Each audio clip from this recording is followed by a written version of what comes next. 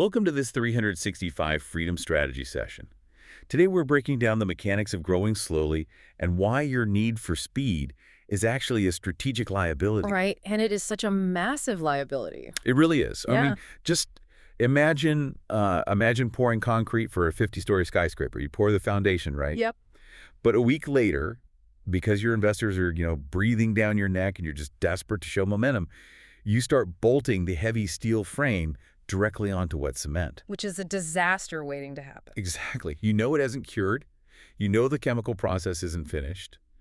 But you're optimizing for how fast it looks like you're building, rather than, well, how much weight the building can actually hold. That is exactly what you are doing to your business when you try to sprint through the foundational stages of your growth. It's the most common architectural failure we see. And it hurts the most because it's totally avoidable. Right. Oh, completely. It's entirely self-inflicted.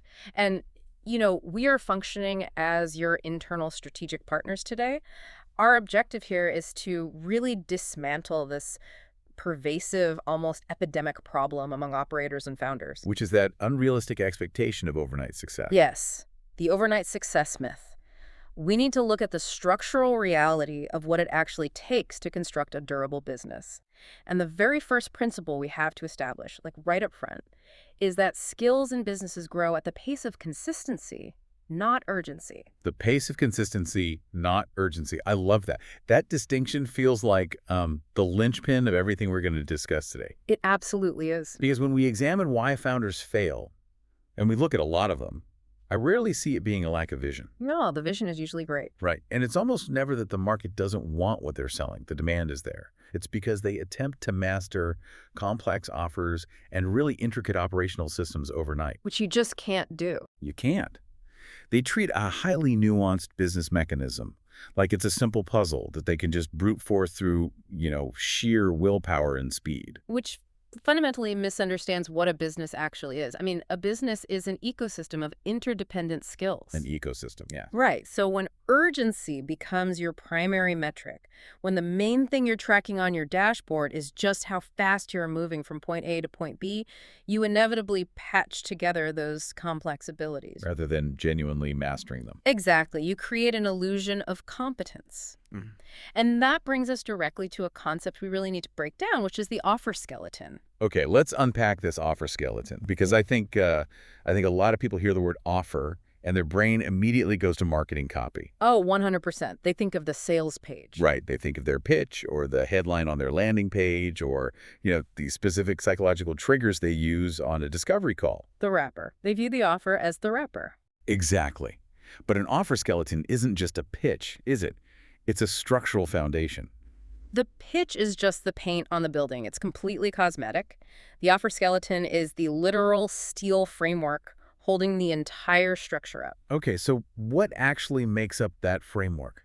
It encompasses the customer acquisition mechanism, obviously, but also the fulfillment process, the margin architecture, the retention strategy. And the operational cadence, right? The actual ability to deliver the promised value consistently over time. Yes. All of that is the skeleton. I want to pause and actually break those down if we can, because we throw terms like margin architecture around, and if we don't explain the mechanism, it just sounds like, corporate jargon. Fair point. Yeah, let's strip away the marketing paint. So what does the skeleton actually look like? Let's look at margin architecture as a prime example. Most founders think margin is just, hey, I charge $1,000, my software costs $100, so I have a 90% margin. Right. Spreadsheet margin. Exactly. That's spreadsheet margin. Real margin architecture maps out exactly how much financial, temporal, and emotional bandwidth it takes to fulfill the service. Emotional bandwidth. That's a big one people miss. Huge. If you charge $1,000, but the client requires 40 hours of your personal handholding, and they're texting you at 10 p.m., your emotional margin is deep in the negative. You're effectively losing capital on every sale because you are degrading your own operational capacity. Precisely. Architecting this correctly means ensuring the margin can actually bear the weight of scaling. You have to ask yourself, if you get 100 clients tomorrow, does the model hold up, or do you literally have a nervous breakdown? Right. So if you rush through that foundational phase because you're just obsessed with speed, your skeleton has literal structural gaps. Yes. You might acquire a customer quickly because your marketing paint looks amazing. But your fulfillment bone is fractured. Yes. The moment operational stress hits, the whole system snaps. And then what happens? I feel like we see this exact cycle play out all the time. It's a very predictable cycle of failure. The foundation cracks under the weight of that early rushed success. And Yeah. then the founder is forced to abandon whatever strategic skill development they were working on. They start putting out fires. Exactly. They are completely consumed by putting out operational fires. They are doing customer support at 2 a.m. instead of, actually building the business. And ultimately, they just abandon the skill entirely. They set an unrealistic timeline for mastery. They failed to meet it because the structure collapsed, and then they determined that the strategy itself was flawed. Right, they blame the strategy. They rarely recognize that their artificial pace was the actual liability. Okay, hold on, though. Let me play devil's advocate here. Go for it. Silicon Valley has been screaming, move fast and break things for, what, over a decade now? Hmm. Every startup ethos, every venture capital mandate is all about speed to market and shipping minimum viable products. So if I tell my stakeholders or my team that I'm taking 3 months to cure my concrete and architect an offer skeleton, I'm going to get laughed out of the room. How does this actually survive in the real world where the clock is always ticking? It's a great question. And it survives through a very nuanced separation of concepts. The people preaching move fast and break things, they are talking about testing assumptions, not building permanent infrastructure. Okay, wait, expand on that. Speed to market is about getting a prototype in front of a user to gather data. Yeah. You absolutely should test hypotheses quickly. If you want to know if people will click a button, put the button up today. Right, test the demand. Exactly. But testing an assumption is an entirely different biological process than mastering a complex offer and building the actual operational foundation to support it. Oh, I see. So the testing phase can be frantic, but the architecture phase has to be deliberate. It is mandatory that it's deliberate. The danger arises when founders conflate the two. They think that because they shipped a test quickly, they have somehow built a foundation quickly. Yes. Rushing the testing phase gives you market data. Rushing the foundational phase creates those critical gaps in your offer skeleton we were just talking about.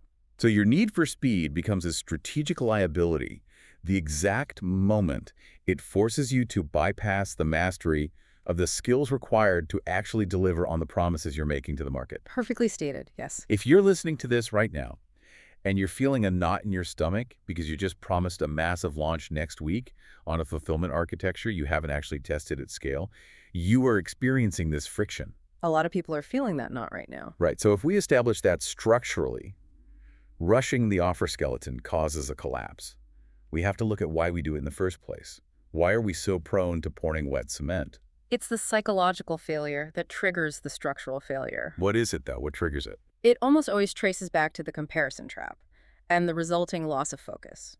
There's a very revealing micro-story about a founder that illustrates this perfectly. Let's hear it. So this individual was building a solid B2B service. They had good early indicators. They were doing the right things, but they kept comparing their progress to others in their network. The networks. Right. They were constantly looking at faster learners, sharper performers, and people who, at least on the surface, seemed to master these complex business models overnight. It's the highlight reel phenomenon, and it is yeah. incredibly toxic. It is. You're sitting at your desk at 11 p.m., meticulously trying to figure out your retention strategy and map out a 90-day client journey. It's hard. It's slow work. Very slow. Then you open a social feed or check an industry forum, and some 22-year-old is loudly claiming they scaled to $1 million in 90 days using a secret outbound script. Exactly. And every single time you see that, your own methodical, deliberate pace suddenly feels like a profound failure. It made their own pace feel like a problem.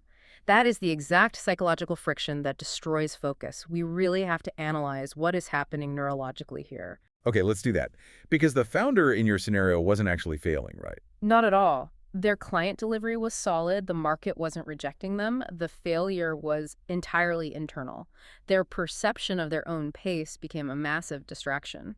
So when you compare yourself to these perceived faster learners, your finite cognitive energy is diverted. It gets diverted away from the structural engineering of your business. And where does it go? It's redirected towards simply trying to mimic the speed of others.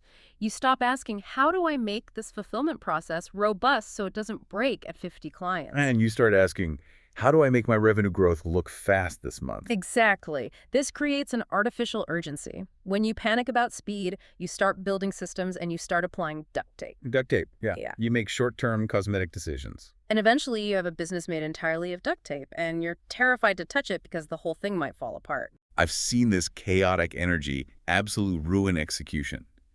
You cannot execute a complex strategic plan when your hands are shaking with the anxiety of being left behind. It's a completely frantic state of mind. It's impossible. So if comparison makes our pace feel like a problem, it brings up a really uncomfortable question about why people quit. Oh, this is the big one. Right.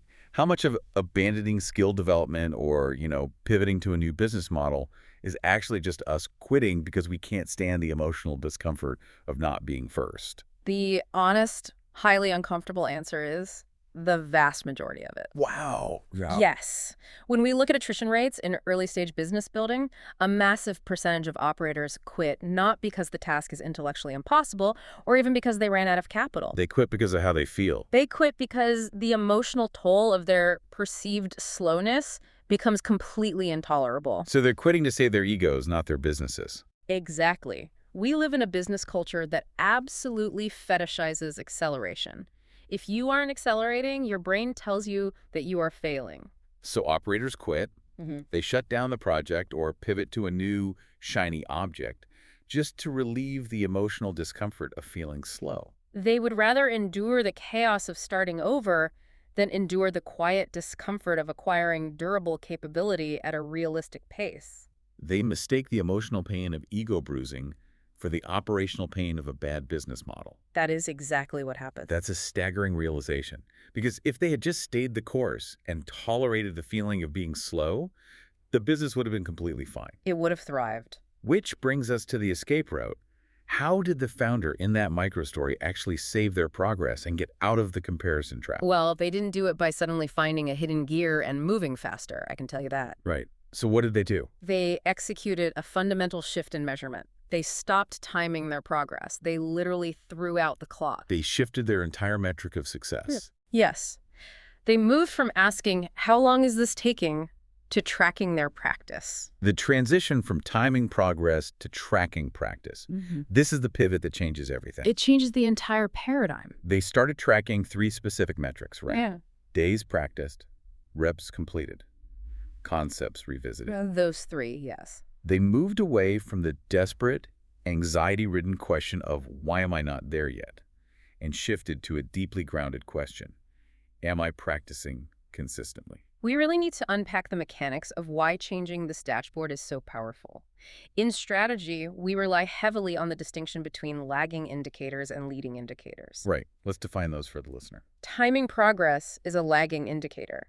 If you are looking at how much revenue you've generated in a specific time frame or how many clients you closed this month, you are looking at the result of actions you took 3 to 6 months ago. And lagging indicators are heavily influenced by external factors completely outside of your control, right? Completely. Macroeconomic shifts, algorithmic updates, competitor moves, pure luck, timing, all of it. Right.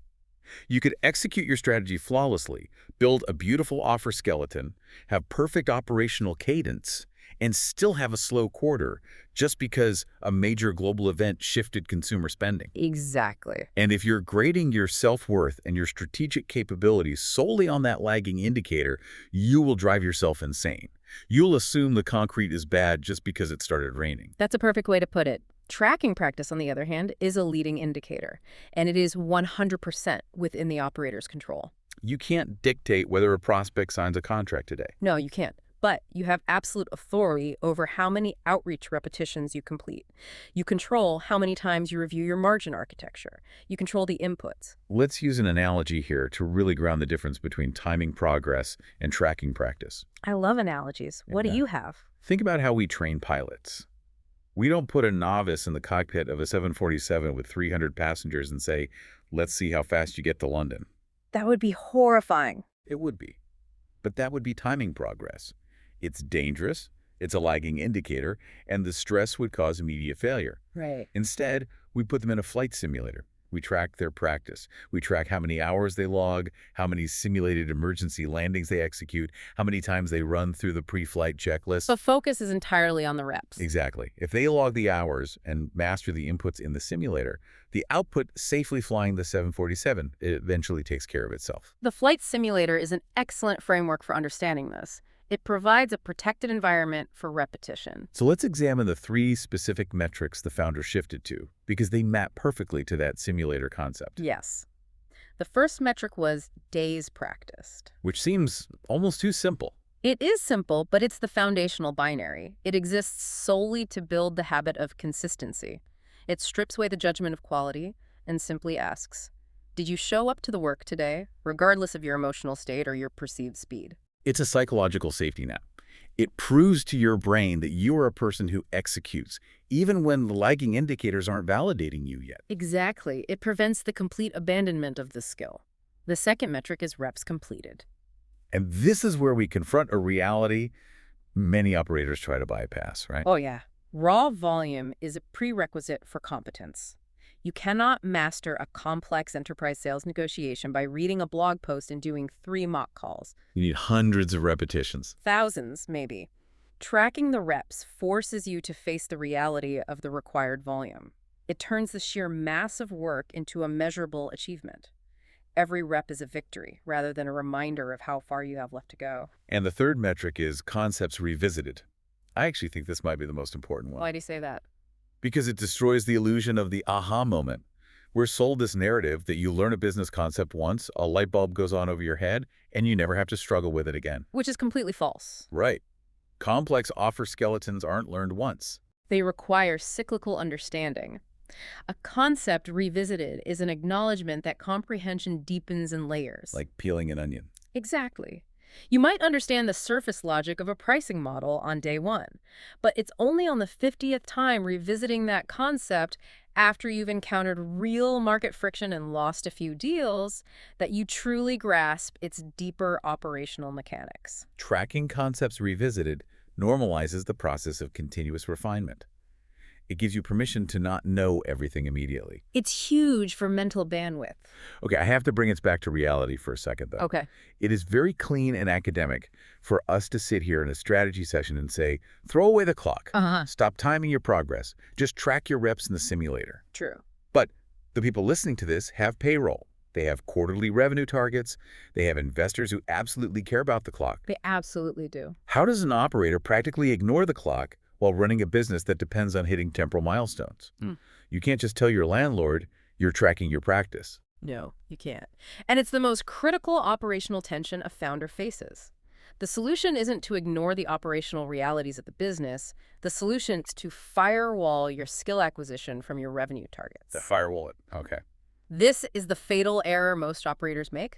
They bet their current quarter's survival on a skill or an offer skeleton they have not yet mastered. They're trying to fly the 747 to pay the bills before they finish the simulator hours. Exactly. If you need to hit a revenue target this month to make payroll, you cannot rely on a new service model that is still in the curing phase. Right. The concrete is wet. You have to rely on the skills and offers you have already mastered, even if they're less scalable, less glamorous, or require more manual labor. You use your established, durable capabilities to meet the temporal demands of the business. Yes.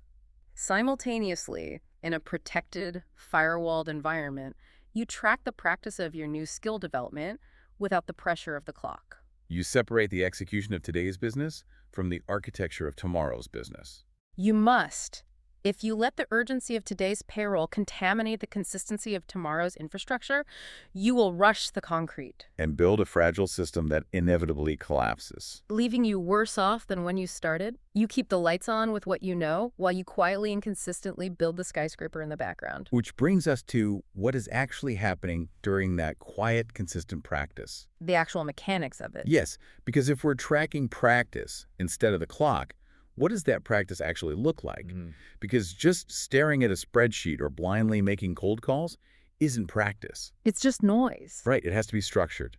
This introduces the 3 R's of real competence: repetition, reflection, and refinement. Skill building is not a race. It is a relationship with repetition. I love that phrasing, a relationship. It's deliberate. It elevates repetition from a mindless chore into an active partnership.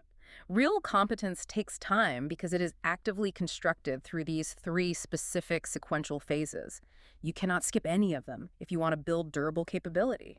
Let's break down the mechanics of the 3 Rs. Because if you get this wrong, you're just wasting energy.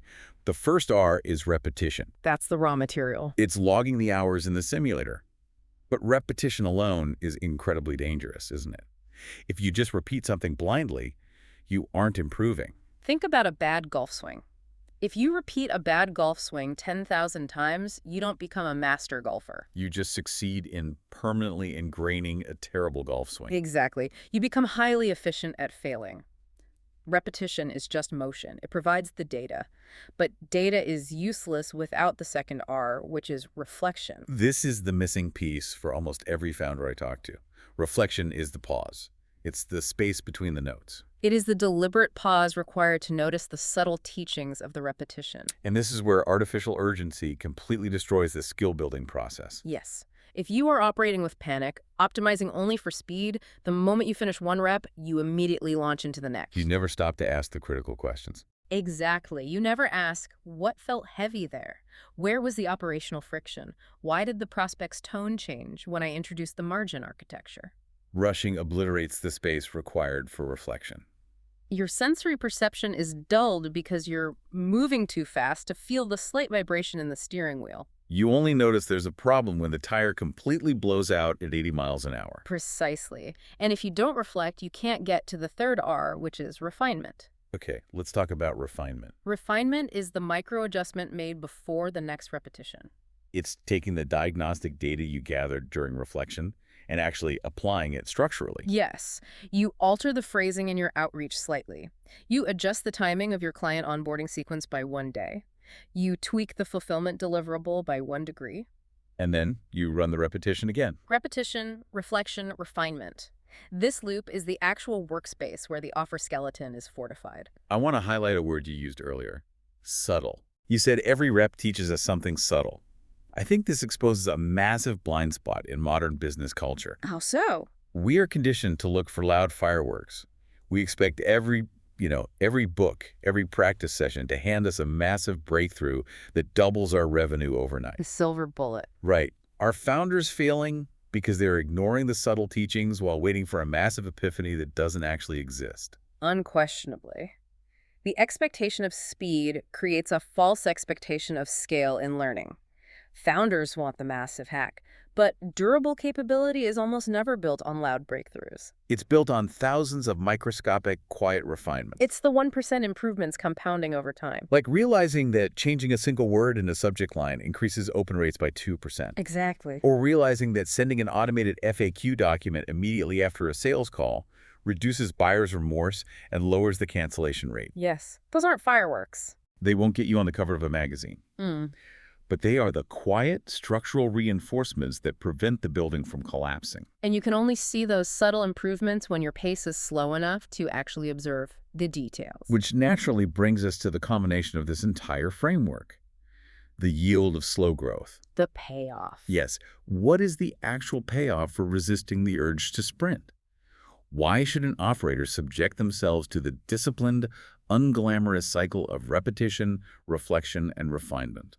The outcome of shifting from urgency to consistency is incredibly profound. And the punchline is, progress doesn't suddenly accelerate. Wait, it doesn't? No, the founder in the microstory didn't magically find a shortcut that allowed them to sprint, but their progress stabilized. Stabilize, that's a powerful word. We must emphasize this with absolute clarity. Stability is the ultimate prize. Not speed. No.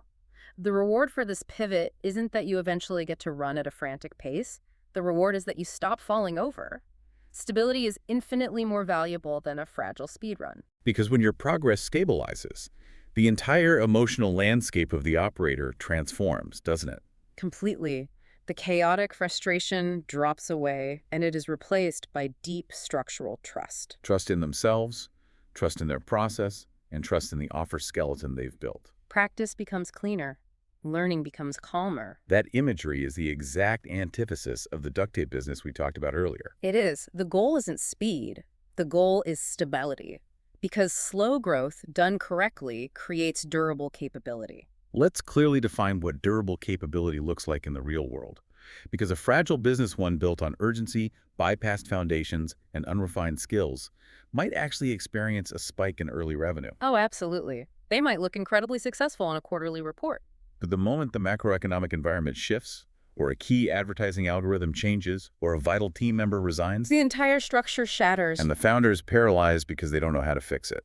because they never took the time to understand the subtle mechanics of how their business worked in the first place. They just got lucky while moving fast. They own the building, but they don't have the blueprints. Durable capability means you hold the blueprints in your mind.